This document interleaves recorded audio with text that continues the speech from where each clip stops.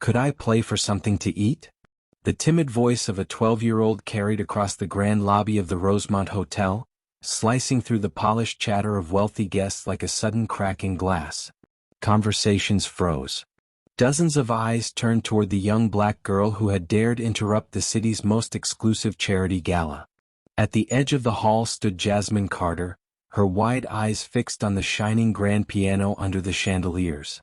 Her clothes were simple, a little too loose, nothing like the gowns and tailored suits that filled the room. She clutched a scuffed backpack tight against her chest, as if it were her only shield. "Where did that child come from?" whispered a woman in diamonds, gripping her champagne flute. "Who let her in?" The irony stung Jasmine. This was supposed to be a benefit for underprivileged youth. Yet here she was, a girl who had spent nights in shelters that very week, standing in the middle of their glittering stage. She had heard about the event while passing the hotel earlier and felt something inside push her to try. From across the hall came Eleanor Grant, the host of the evening and heiress to an old fortune. At 45, she radiated polished superiority, the kind that comes from generations of privilege. She gave Jasmine a practiced smile, cold beneath the surface. "Sweetheart, this isn't a place for you. There's a fast food spot down the street." "I just want to play," Jasmine said, her voice firmer than anyone expected. "One song in exchange for a meal." Laughter rippled through the crowd. "She thinks she can play?" scoffed a man in a navy blazer. "She probably doesn't even know where Middle C is," sneered another. "They watch movies and think talent just appears," a woman muttered, shaking her head. But Jasmine didn't lower her gaze. Her posture carried a quiet dignity that didn't belong to a child begging for food. Fingers twitched unconsciously as if moving across an invisible keyboard, a habit she used to steady herself in hard times. In the back stood Dr. Michael Lawson, a respected pianist and competition judge. Something about the girl's eyes on the instrument caught him. Not curiosity. Recognition. Reverence. "Maybe we should let her play," he suggested carefully. "Isn't this supposed to be about giving children a chance?" Eleanor chuckled, the sound sharp. "Michael, look at her. Kids like this don't study piano. They don't have access. It's simply impossible." What no one there knew was that Jasmine had spent her earliest years in a home filled with music.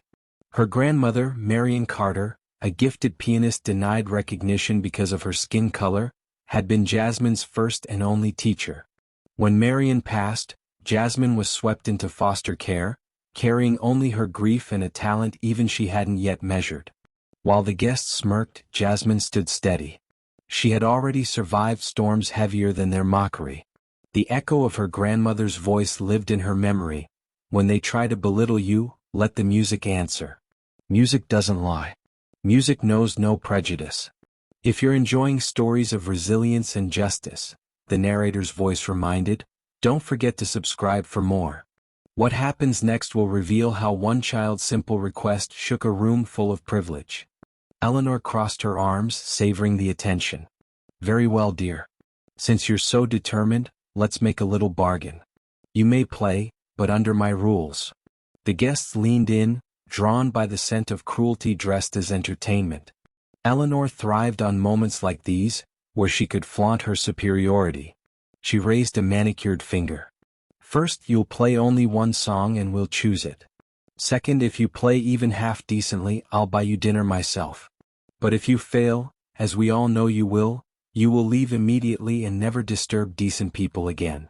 Some murmured in discomfort, but most chuckled approvingly. Jasmine's eyes never left the piano. Inside, memories stirred like waves, her grandmother's hand guiding hers on the keys, whispering that every note held truth. "I accept," Jasmine said, her voice calm and unwavering. Dr. Lawson leaned forward. Something about the girl's confidence unsettled him. In 3 decades of evaluating pianists, his instincts rarely failed him. And right now they told him this child was no ordinary beginner. "Perfect," Eleanor smirked. "Now for the piece." She scanned the room until her gaze fell on Martin Hale, a mediocre pianist who performed at bars. "Martin, what should our little guest play?" Martin grinned slyly. "How about Beethoven's Für Elise? Everyone bangs it out at some point." If she knows anything, she should manage it. The crowd laughed. To outsiders it was a beginner's tune, but true mastery of the piece required years of training. It was the perfect trap. Excellent, Eleanor announced. No excuses. Everyone knows that melody. Jasmine nodded and walked to the piano. Each step carried a quiet determination that made some guests uneasy. She adjusted the bench with practiced precision. Dr. Lawson felt a shiver. These were not the motions of a novice. Look at that, Eleanor whispered loudly. She can't even sit properly. She's bluffing.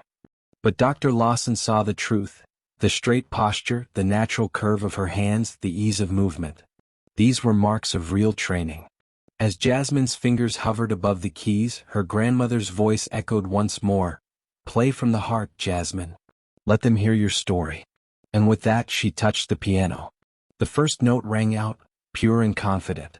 The room fell silent. The sound of that first note carried across the hall like a spark lighting dry wood. Guests froze in place, caught off guard. They had expected fumbling, clumsy fingers and sour tones. Instead, Jasmine's touch on the keys was sharp, controlled, and filled with confidence that no one could fake. Dr. Lawson moved a little closer, his eyes narrowing with interest. Years of teaching had trained him to hear the smallest details. The way a note was struck, how long it lingered, the balance of tone. Jasmine's opening had all the marks of training and discipline far beyond her age. It's a coincidence, Eleanor muttered under her breath, though the smirk on her face had started to fade. Jasmine pressed on, her hands flowing into the opening melody of Fur Elise. Every phrase was clean, every pause deliberate. The soft theme unfolded with the grace of someone who had lived inside the music, not someone copying notes. Whispers spread through the room. Champagne glasses stopped halfway to lips. Even waiters froze in their tracks. The entire ballroom had turned into an audience, the girl at the piano commanding all attention without saying a word. Dr. Lawson's heart raced. What he was hearing wasn't a child stumbling through a popular tune. It was artistry. The way Jasmine shaped each phrase, how she controlled her touch, how the dynamics breathed in and out, it carried the weight of experience and soul. Eleanor tried to salvage control. She probably memorized it from YouTube, she said loudly, forcing a laugh. Kids copy whatever they see online these days. But her excuse fell flat. Even the least musically trained guests could sense something unusual was happening. Jasmine wasn't copying. She was interpreting. Every note pulsed with emotion, every phrase held a story. Her grandmother's lessons came back with every keystroke. Play like you're speaking, Jasmine. Music isn't just sound, it's conversation. The piece grew more complex, diving into passages that tested even seasoned players. Yet Jasmine's fingers moved effortlessly, gliding over the keys with speed and clarity. Her pedaling was precise, sustaining notes only as long as needed. This wasn't practice. This was instinct honed through countless hours of love for the instrument. Dr. Lawson whispered to the professor beside him, This is extraordinary. She's not simply talented, she's a phenomenon." The room grew heavier with silence. Guests leaned forward unconsciously as if afraid to miss a single note. Eleanor, who had expected easy humiliation, felt her confidence collapse into unease. The trap she had set was backfiring in real time. Jasmine reached the middle section, where the melody shifted into a flurry of arpeggios and rapid passages. The difficulty spiked sharply. Many trained students stumbled here. Jasmine, however, played as though the keys themselves responded to her will. Every run shimmered with clarity, each hand moving independently yet perfectly balanced. The guests could no longer deny it. This was no street child bluffing for food. This was something else, something far greater than they could explain. Memories streamed through Jasmine's mind as she played. Nights sitting beside her grandmother Marian, the old upright piano humming in their small living room. The voice of Marian telling her, "Beethoven speaks of struggle and triumph, Jasmine. Listen to his fight in every note." For the first time in years, Jasmine felt whole again. The music poured out of her like a flood breaking through a dam. Months of silence, of playing only on imaginary keys in shelter bunks, now transformed into pure expression. Eleanor shifted uncomfortably. Her carefully arranged spectacle had turned into her greatest mistake. She scanned the crowd and saw admiration blooming in faces that had been smirking minutes ago. Worse, she could see the question dawning in their eyes. If we were wrong about this girl, what else are we wrong about? Jasmine approached the climax, the moment where Fur Elise returns with renewed force, demanding both technical skill and deep emotion. Her hands moved like lightning, yet her control never faltered. She wasn't just playing the piece, she was breathing life into it. Dr. Lawson felt his chest tighten. He had judged prodigies before, young pianists who amazed with speed or memory. But what he was witnessing was different. This was not just talent. It was maturity, soul, and voice, things that couldn't be taught in conservatories or bought with privilege. The last notes of the passage rang out, shimmering like crystal before dissolving into silence. Jasmine paused for a moment, her hands still poised above the keys, her body leaning into the music. The ballroom seemed suspended in time. Not a cough, not a whisper, not a single clink of glass. Then, as she pressed forward into the final section, the truth became undeniable to everyone watching. This child had not come to beg for food. She had come to show them something they had never expected to see. The deeper Jasmine sank into the piece, the more the room transformed. The ballroom, once buzzing with laughter and the clinking of glasses, now felt like a concert hall where every soul was tethered to the piano. Each note she struck carried weight, reaching corners of the hall that moments earlier had echoed with scorn. Eleanor's carefully polished smile had vanished. What she thought would be a brief humiliation had turned into her nightmare. She scanned the faces around her. Men and women who had laughed with her just minutes ago now leaned forward, captivated. Their smirks had melted into awe. Eleanor's stomach twisted. She could feel control slipping away. Jasmine was lost inside the music, but not in the way a performer escapes into notes. This was something else. Her grandmother's voice guided her with every phrase. Music isn't about impressing them, Jasmine. It's about telling the truth no one can deny. The melody grew darker, more intense, testing the strength of her fingers and her spirit. The arpeggio spilled out like a rushing river, each note clean, each passage balanced. The difficult descending lines, known to trap even skilled pianists, came from her hands with a clarity that sent chills down Dr. Lawson's spine. "This is impossible," he whispered under his breath. "A child her age shouldn't be able to do this." The professor beside him, equally transfixed, shook his head. "Not just skill. Do you hear it? She plays like someone who has lived through storms." Eleanor tried again, desperation leaking into her voice. She must have had private lessons. Expensive ones. Someone paid for her training, there's no other way. But even she didn't believe her own words. What Jasmine displayed could not be bought. There was too much depth, too much soul. Privilege might polish talent, but it could never create this kind of artistry. The guests knew it too. Their silence was no longer mere curiosity, it was reverence. Many had seen children perform at recitals or charity events, but none had experienced music that stripped away the pretense of wealth and status the way Jasmine's did. Her playing wasn't just music, it was a mirror forcing them to see themselves, their prejudices, their blind assumptions. Jasmine reached the return of the familiar theme, the delicate opening melody reappearing after the storm of virtuosity. But it wasn't the same now. It carried weight, sorrow, triumph. Each note was shaped with an emotional maturity far beyond her 12 years. In the back of her mind, images flickered, her grandmother's old upright piano, the chipped keys worn smooth from decades of practice. Nights in shelters, playing imaginary keys on her knees to calm herself. Whispered encouragements from Marion. "When you play, Jasmine, remember, it's not about their eyes, it's about their souls." The final section approached. Her hands flew across the keys with absolute control, every chord thunderous yet precise, every pause deliberate. She slowed at the very end, allowing the melody to fade like a gentle breath. The last notes shimmered in the air, then dissolved into stillness. For a moment time stopped. Jasmine kept her hands suspended above the keys, eyes closed, as if savoring the last echo of connection between herself and the instrument. Then silence. Absolute silence. The ballroom, hundreds of people, sat frozen, unable to move or speak.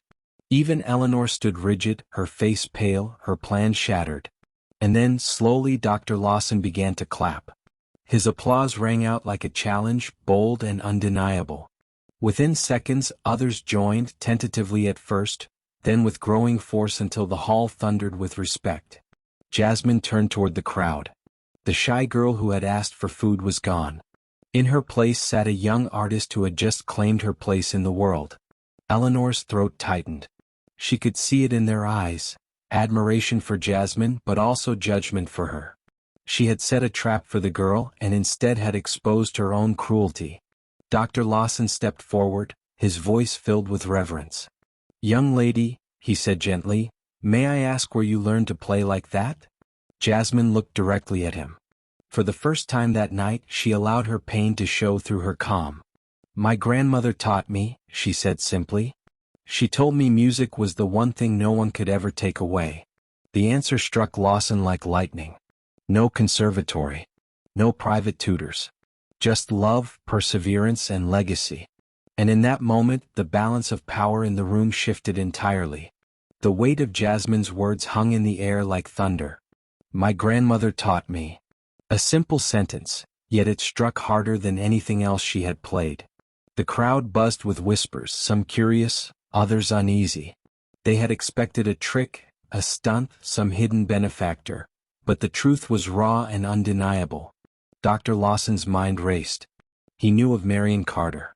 Anyone who lived in the world of music had heard her name whispered with respect. She had been a gifted pianist in the 1960s, one of the best of her time, but society had denied her the recognition she deserved because of her race.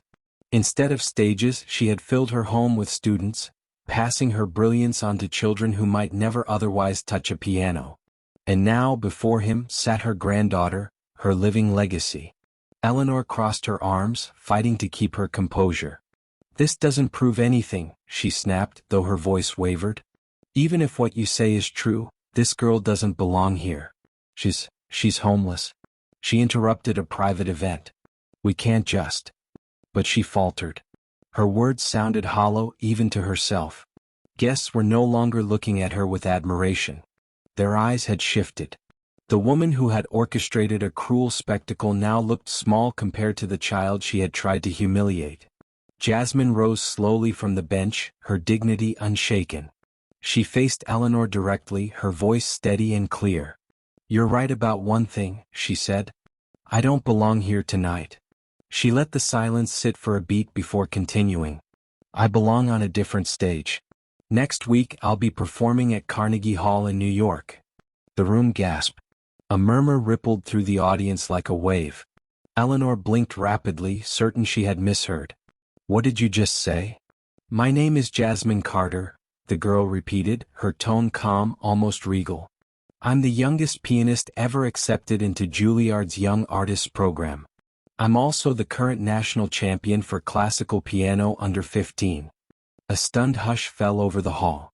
Glasses trembled in hands, forks clinked against plates, and then, silence again, heavier this time. Dr. Lawson's eyes widened. The puzzle pieces fell into place. He had read about the young prodigy in music journals, watched clips of her winning competitions. He hadn't recognized her at first in the oversized clothes and weary expression. But now it was undeniable. This is you," he whispered. "You're the prodigy." Jasmine nodded, but her expression carried no arrogance, only resolve. "That's why I came tonight. Not for food. Not for sympathy. I came because I'm working on a documentary about how people with privilege treat those they assume have nothing." The crowd stirred again, their confusion thick in the air. Eleanor's face drained of color. "Documentary?" she repeated, her voice shaky. "Yes," Jasmine said firmly. "PBS is producing it. My team suggested I attend events like this, disguised as someone with no resources, to capture how people really act when they think no one important is watching." Her words hit the ballroom like a hammer. Guests looked at one another in disbelief, panic rising in their eyes. Eleanor's lips parted, but nothing came out. "You filmed us?" she finally gasped. Jasmine lifted her worn backpack and gently pulled out a small recording device. Hidden cameras. High-definition audio. Everything that happened here tonight is documented. Gasps broke out across the room. Some guests instinctively reached for their phones, scrolling back to the ticket email, searching for fine print they hadn't read. Dr. Lawson gave a short nod. "She's right," he said. "It was on the invitation. Events may be filmed for educational purposes. None of you paid attention." Eleanor's hands shook. "This is outrageous. You can't." But her voice was drowned out by the collective weight of reality settling in. For the first time, many guests realized they hadn't just humiliated a child. They had revealed their own prejudices on camera, exposed in front of a prodigy whose name already carried national recognition. Jasmine looked across the crowd, her voice strong, unwavering. "The first part of this film will show how talent gets dismissed when it comes wrapped in poverty or the wrong skin color.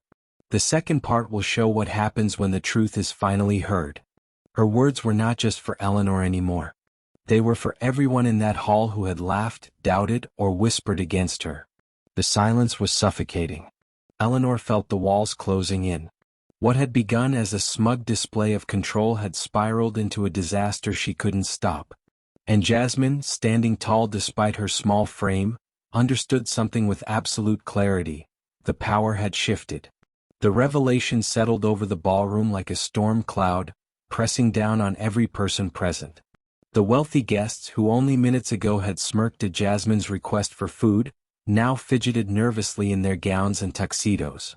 Their laughter had been recorded, their mockery captured, and the cameras hadn't missed a single word.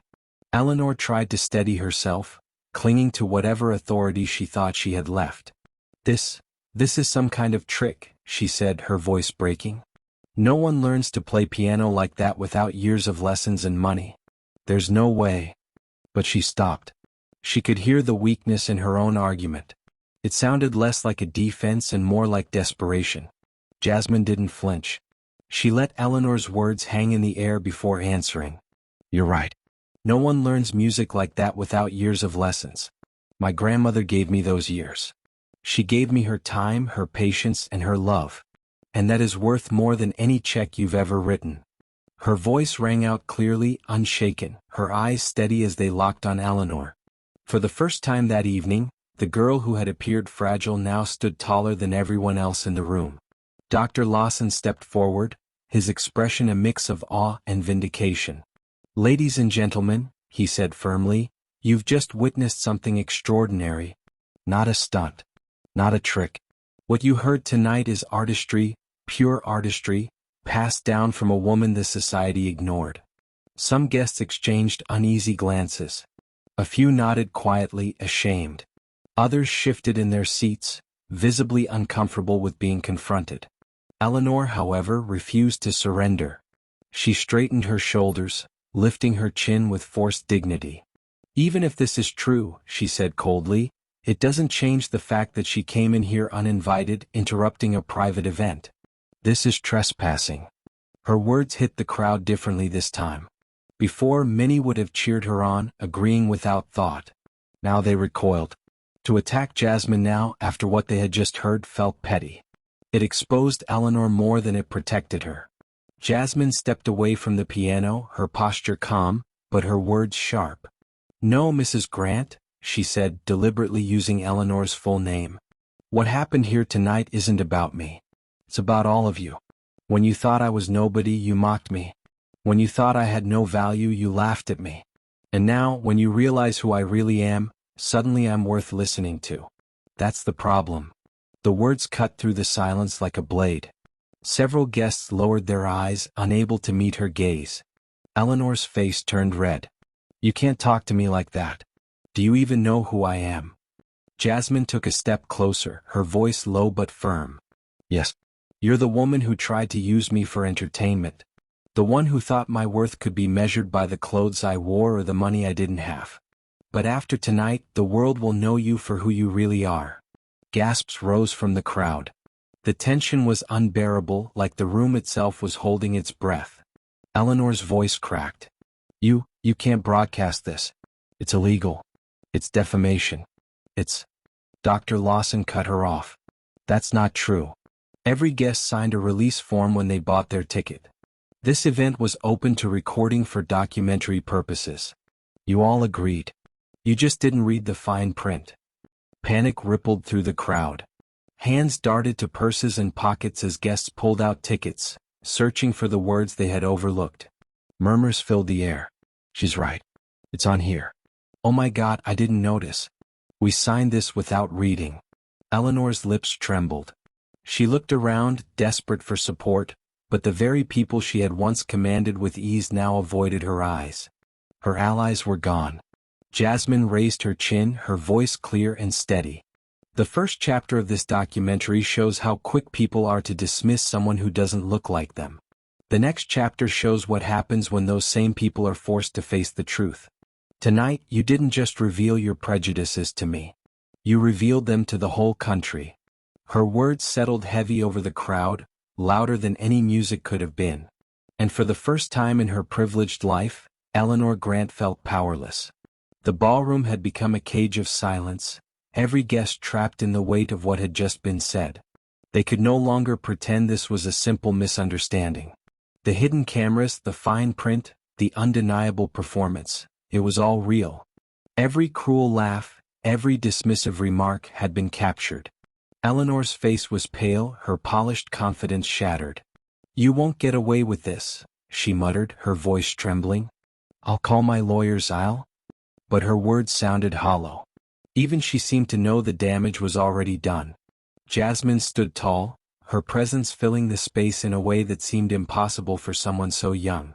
You can hire as many lawyers as you want, she said calmly. But you can't erase the truth. You can't erase what everyone saw here tonight. Her voice carried a quiet authority that silenced even Eleanor. The crowd remained still, many of them shifting uncomfortably in their seats. They weren't just witnesses, they were participants.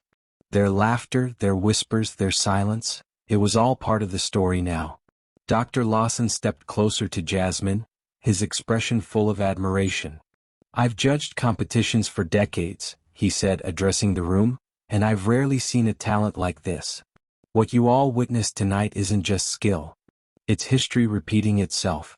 A young black girl forced to prove her worth in a room that judged her before she touched a single key. And yet, she's shown us all what greatness really looks like. Several guests lowered their heads, shame flickering across their faces. For some, it was the first time they realized their wealth hadn't shielded them from being exposed for who they really were. Eleanor, however, refused to surrender completely. She tightened her grip on her clutch purse and forced a bitter smile. You think this will make you powerful? She sneered at Jasmine. This little stunt? You're just a child. When the spotlight fades, you'll be forgotten. Jasmine didn't flinch. She looked Eleanor straight in the eye, her voice calm but razor sharp. The difference between you and me, Mrs. Grant, is that I don't need the spotlight to matter. My music speaks for itself. And after tonight, it will speak louder than anything you can say. The crowd stirred. Some nodded quietly, others whispered in agreement. The balance of power in the room had shifted completely. The girl who had walked in asking for food now stood as the moral center, while the woman who had once commanded respect was crumbling before everyone's eyes. Jasmine reached into her backpack again, pulling out a small folder. She held it up for all to see. This documentary isn't just about me, she explained. It's about how people in power treat those they think are beneath them. Tonight you all revealed who you really are. And the world will see it too. Eleanor's knees weakened. She grabbed the edge of a table to steady herself. Around her, she could feel eyes turning, not with admiration but with judgment. The very society she had worked so hard to impress was watching her downfall in real time. Dr. Lawson glanced at Jasmine, his voice softer now. What do you plan to do next? Jasmine looked back at the piano for a moment, then at the crowd. I plan to keep playing. Keep showing the world that talent and truth don't belong to privilege. They belong to anyone who has the courage to share them. Her words struck like a bell, resonating across the hall. The applause didn't come this time. Not yet. The guests were too stunned, too shaken by the mirror Jasmine had held up to them. Eleanor's lips trembled as she whispered, almost to herself, This can't be happening. But it was. And Jasmine knew this was only the beginning. The night had shifted beyond recognition. What began as a glittering gala had unraveled into something raw, exposing truths that no chandelier or champagne glass could disguise. The guests sat frozen, struggling to reconcile what they had seen and heard. Eleanor clung desperately to the scraps of her authority. She straightened her shoulders, forcing a brittle smile, though her voice betrayed her unease. "This will blow over," she muttered loud enough for those near her to hear. "People forget. A child playing the piano isn't news." But even as she said it, she could sense how wrong she was. The air in the room told her everything. She had lost control, not just of the evening but of the narrative that would follow. Jasmine, however, showed no fear. She gathered her backpack and calmly clipped the recording device back inside. The quiet hum of the ballroom seemed to revolve around her, as if the 12-year-old had become the true center of gravity. "Mrs. Grant," she said evenly, addressing Eleanor without anger, "you've spent this whole night telling me and everyone else that people like me don't belong here, that our voices don't matter. But tomorrow millions will hear exactly how you treated me. And they'll know the truth." The words dropped like stones in water, rippling through every guest. Some shifted uncomfortably in their seats, others swallowed hard, faces flushed with shame. Eleanor's hands trembled, but she refused to back down. "You think the public cares? This city has seen 100 documentaries come and go. They'll forget you in a week." Dr. Lawson spoke before Jasmine could reply, his voice firm and unshakable. "No, Eleanor. They won't forget this. I've worked in music for decades and I can promise you, what we saw here tonight will not be forgotten. Not by me. Not by anyone." His words carried weight and the guests knew it. Dr. Lawson's reputation was beyond reproach. If he stood by Jasmine, then her story would carry credibility no one could dismiss. Jasmine turned her gaze toward the crowd, scanning the sea of uneasy faces. "I'm not here to embarrass anyone for sport," she said. "I'm here to show the truth. The way people judge without listening. The way they laugh at someone who looks poor, who looks out of place, even when that person holds something extraordinary. My grandmother taught me that dignity isn't about where you come from. It's about how you treat others when you think no one's looking." The silence that followed was suffocating. Dozens of guests shifted in their chairs, realizing their every smirk, every cruel word, was now immortalized on film. Eleanor tried one last time to claw back power. "You're just a child," she snapped. "You don't understand the world. You don't understand how things work." Jasmine met her eyes, calm and unflinching. "Maybe I don't know everything about your world. But I know this, when I play music people listen. Not because of money. Not because of status. Because truth has a sound. And tonight you all heard it." Dr. Lawson stepped forward, gently placing a hand on Jasmine's shoulder. "You have something far greater than power, Jasmine," he said softly. "You have a voice that can't be silenced. And I'd be honored to help guide you in the path ahead." The guests, one by one, began to clap, not loud or celebratory but hesitant, reverent, almost apologetic. It wasn't applause for a performance anymore. It was recognition of something deeper, something undeniable. Eleanor's heart sank. The applause wasn't for her or her event, or her carefully curated image. It was for the very girl she had tried to humiliate. In that moment, Eleanor realized the truth she had fought so hard to ignore. Jasmine had not only stolen the evening. She had rewritten it. And the story was only just beginning to spread beyond those gilded walls. The applause inside the Rosemont Hotel didn't last long, but its echo lingered in every heart present. The guests clapped not out of joy but out of unease, as if trying to absolve themselves of guilt with the sound of their hands. But Jasmine didn't need their pity. She stood tall, the quiet authority of her presence far more powerful than their fleeting approval. Eleanor, her face pale and jaw tight, scanned the room desperately. She could feel her empire cracking. These were her people, socialites, donors, city influencers. For years they had looked to her as the polished face of culture and philanthropy. But now, under the glow of chandeliers, all she saw were eyes shifting away from her, unwilling to be associated with her humiliation. Jasmine broke the silence. "Everything that happened tonight will be shared with the world," she said simply. "Not to destroy anyone but to reveal what happens when prejudice goes unchecked. People need to see the truth, not the staged version, not the polite speeches, but the reality." Her words sent another ripple of unease across the hall. Guests whispered nervously. Some pulled out their phones, checking social media, terrified that clips might already be circulating. A few even slipped quietly toward the exits, hoping to avoid further embarrassment. Dr. Lawson remained steady, his eyes fixed on Jasmine with admiration. "When this airs," he said, his voice strong enough to be heard by all, "it will change things. People will have to ask themselves why a child had to fight for the right to be heard in a room dedicated to youth and the arts. That contradiction will be impossible to ignore." Eleanor snapped, her voice sharper than she intended. "You think the world cares about your little experiment? People move on. They'll watch, they'll gossip, and then they'll forget. That's how it works."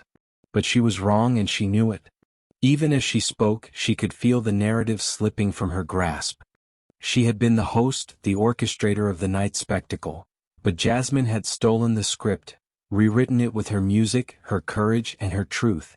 Jasmine stepped closer to the piano once more, her hand brushing lightly against the keys.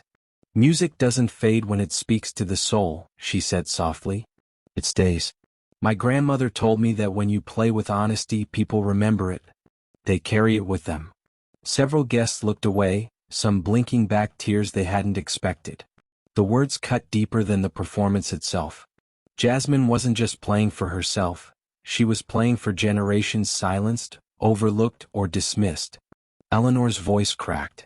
"You've humiliated me in front of everyone. Do you have any idea what you've done?" Jasmine turned to her, calm but unyielding. "I didn't humiliate you. You did that to yourself. All I did was play." The words struck harder than any accusation. Eleanor's knees weakened, and for a moment she looked far older than her years, a woman stripped of the armor of wealth and status.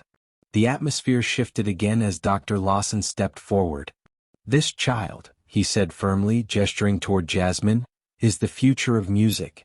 And tonight, she's shown us something more than talent. She's shown us the truth about ourselves. It's time we decide what we'll do with that truth." The guests exchanged uneasy glances. Some nodded, recognizing the weight of his words. Others looked at Eleanor, but she had nothing left to give them. Her power in the room had evaporated, leaving her exposed and alone. Jasmine picked up her backpack, sliding the straps over her shoulders. "This was never about me asking for food," she said. "It was about asking for dignity. And tonight, I proved what my grandmother always said: dignity doesn't come from money or titles. It comes from how you treat people when you think no one's watching." The silence that followed was crushing. Everyone in the room knew that when the cameras rolled, there would be no escape, no editing, no polished version of events. The world would see them as they truly were. Eleanor closed her eyes, her chest rising and falling with uneven breaths. She knew deep down that Jasmine had won, not just the room but the story that would define them all in the days to come. By the next morning, whispers from the Rosemont Hotel had already begun to leak into the city. A few guests, shaken by what they'd witnessed, shared fragments of the night with friends and colleagues. Within hours, local blogs picked it up. By evening, national outlets had caught wind of the story of a young girl who had stunned a room full of elites and exposed their prejudice on camera. Jasmine had returned quietly to her foster home that night, clutching her backpack. She had no need to celebrate. Her victory was never about applause. It was about proving her grandmother right, about proving that dignity could outshine money. But as she settled into bed, she knew something larger had been set in motion. Meanwhile, Eleanor's world began to collapse piece by piece. The woman who had once commanded respect with a single phone call now found her voicemail overflowing with panicked messages from donors and board members. Some demanded explanations, others threatened to withdraw funding. The organizations she had chaired wanted nothing to do with her name anymore. The headlines were merciless. Charity gala host humiliates child prodigy and loses everything. Privilege on display. Viral video shows how elites treat the vulnerable. Clips from the documentary's hidden cameras surfaced online. Jasmine's trembling voice asking, "Could I play for food?" spread across social media like wildfire. Millions shared it, outraged by the cruel laughter that followed. Then came the video of her performance. Pure, breathtaking mastery that silenced a room full of skeptics. The contrast was undeniable, and the public had made up its mind. Support for Jasmine poured in. Music schools, teachers, and ordinary people across the country flooded comment sections with encouragement. "She plays with more soul than I've heard in years," one pianist wrote. "She reminded me why I fell in love with music in the first place," said another. Dr. Lawson, now openly acting as Jasmine's mentor, held a press conference.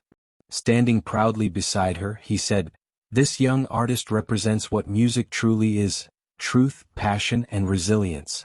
No barrier can silence that." The reaction was overwhelming. Offers came in from concert halls, scholarships, and foundations. For every door society had once closed on her, 10 more now swung open. But Eleanor wasn't so fortunate. Her face became the symbol of everything wrong with elitist culture. Memes mocked her condescension, late-night hosts skewered her arrogance, and strangers recognized her on the street, not with admiration but with scorn. Invitations stopped arriving. Her once flourishing events company lost clients one after another. For years, Eleanor had built her life on appearances. Now, stripped of her polished image, she stood exposed. And the more she tried to fight back, claiming she was misrepresented, insisting she had been taken out of context, the worse it became. The cameras hadn't lied. Through it all, Jasmine remained composed. She did not gloat, she did not boast. Instead, she focused on preparing for Carnegie Hall, practicing with Dr. Lawson late into the night. Each rehearsal was not just about perfecting technique, it was about carrying forward her grandmother's legacy. The night of her recital drew closer. Tickets sold out within hours. Reporters swarmed the venue, eager to witness the girl who had humbled high society. And as Eleanor sat in her apartment, blinds drawn, she saw the news coverage on every channel. Footage of Jasmine walking confidently into rehearsals, dressed in borrowed performance gowns donated by designers who admired her story. Interviews where she spoke with humility and poise. A child who had once begged for food now stood as a beacon of resilience. Eleanor turned away from the screen, her reflection catching in the dark window. For the first time in her life, she realized that all her money, connections, and privilege could not buy back what she had lost: respect. And Jasmine, without ever seeking revenge, had achieved the most powerful form of it. The night of Jasmine's Carnegie Hall debut arrived with the weight of history pressing on every note she would play. Outside the iconic venue, a line of eager faces stretched around the block. Reporters clustered on the steps, their microphones pointed toward the red carpet where arriving guests buzzed with anticipation. Everyone wanted to see the girl whose story had shaken the nation. Inside, the hall glowed with golden light. Every seat had been filled, from the plush orchestra rows to the very top balcony. Among the audience were critics, fellow musicians, teachers, and even ordinary families who had saved to witness the moment. They weren't just there to hear music, they were there to witness justice. Backstage, Jasmine adjusted her gown with trembling hands. It wasn't fear that shook her, it was the magnitude of what this night represented. Just a week earlier, she had been mocked for daring to ask to play in exchange for food. Now, she stood on one of the greatest stages in the world, carrying the dreams of her grandmother and the weight of countless children who had been told they didn't belong. Dr. Lawson leaned close, his voice steady and reassuring. "Remember, Jasmine, don't play for them. Play for her. Play for your grandmother." Jasmine nodded, her eyes misting for a moment before she drew in a deep breath. When the stagehand signaled, she walked out into the spotlight. The applause began instantly, thunderous and unrelenting, but Jasmine didn't let it distract her. She bowed gracefully, then seated herself at the gleaming grand piano. The hall fell silent, as if the entire world was holding its breath. Her hands hovered above the keys for a moment and she closed her eyes. In her mind, she could hear her grandmother Marion's gentle voice. "Music tells the story of your soul. Don't be afraid to let them hear it." With that, Jasmine began to play. The opening notes filled the hall with a purity that sent chills through the audience. It wasn't just sound, it was storytelling. Every phrase carried emotion, weaving together years of hardship, resilience, and love. Critics leaned forward in disbelief, parents wiped away tears, and young children stared with wide eyes at the girl who looked more like them than anyone who had ever graced that stage before. She played Chopin with tenderness, Beethoven with fire, and her own improvised passages with breathtaking originality. Each transition was seamless, each movement deliberate. But beyond the flawless technique there was something more: soul.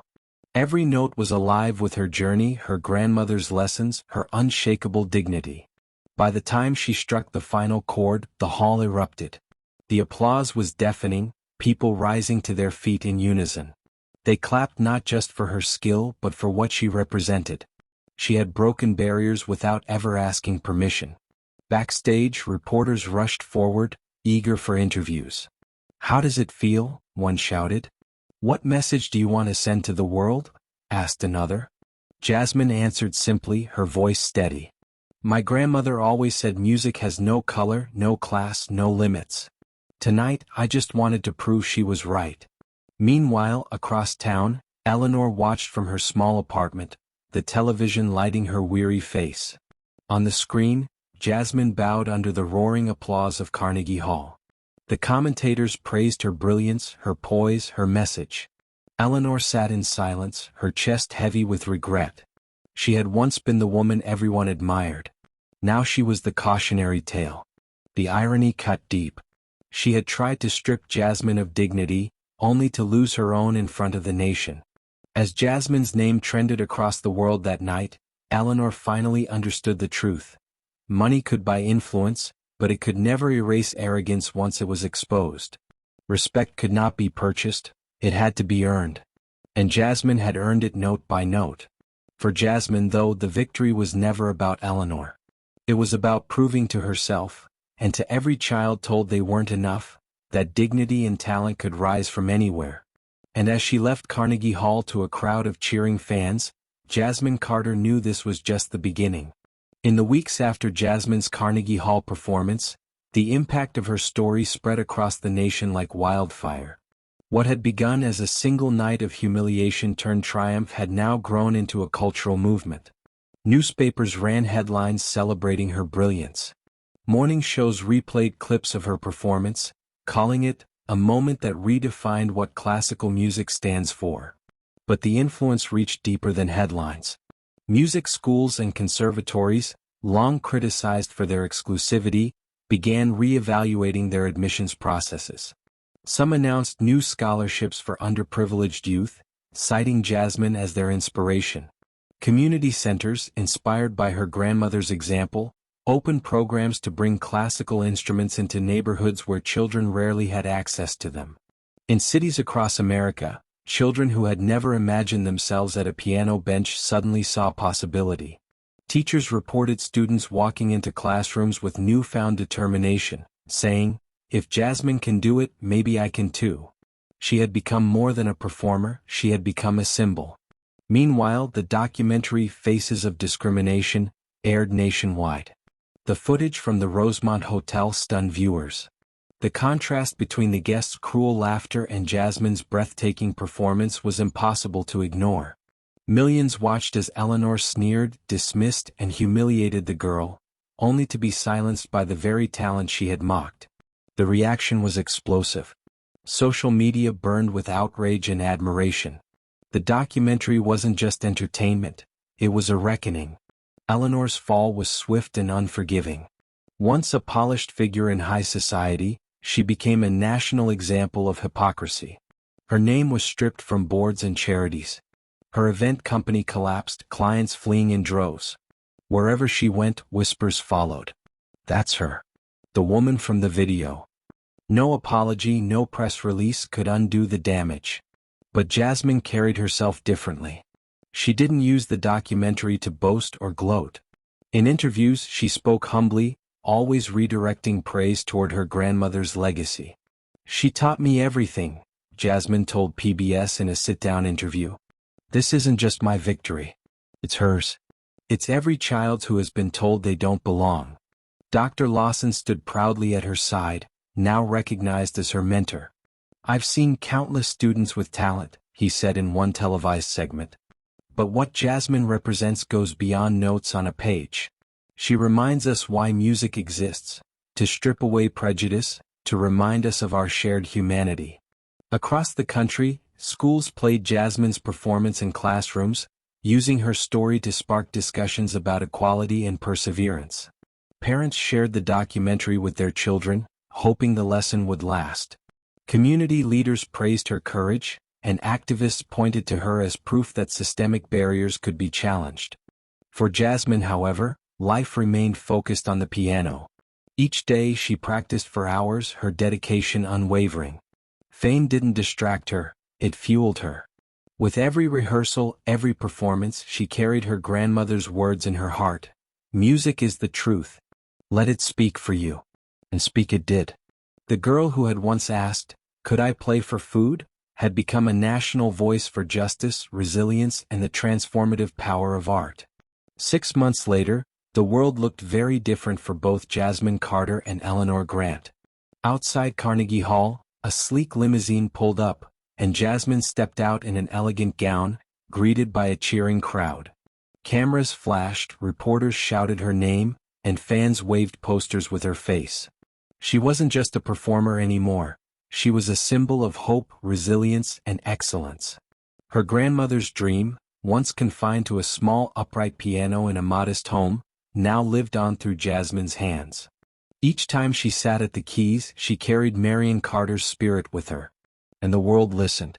Inside, Dr. Lawson waited, beaming with pride. He had become her mentor not just in music, but in navigating the path ahead. Under his guidance, Jasmine prepared to tour internationally, representing more than just herself. She represented every child who had ever been told they weren't enough. Meanwhile, Eleanor's life had collapsed in ways she could never have imagined. The woman who once commanded rooms now lived in a small apartment, stripped of her wealth, her influence, and the admiration she had once demanded. Former friends avoided her calls. Her name was synonymous with elitism and cruelty. News articles called her the face of hypocrisy, her downfall replayed endlessly in memes, talk shows, and documentaries. She sat by her window one rainy evening, watching coverage of Jasmine's upcoming world tour.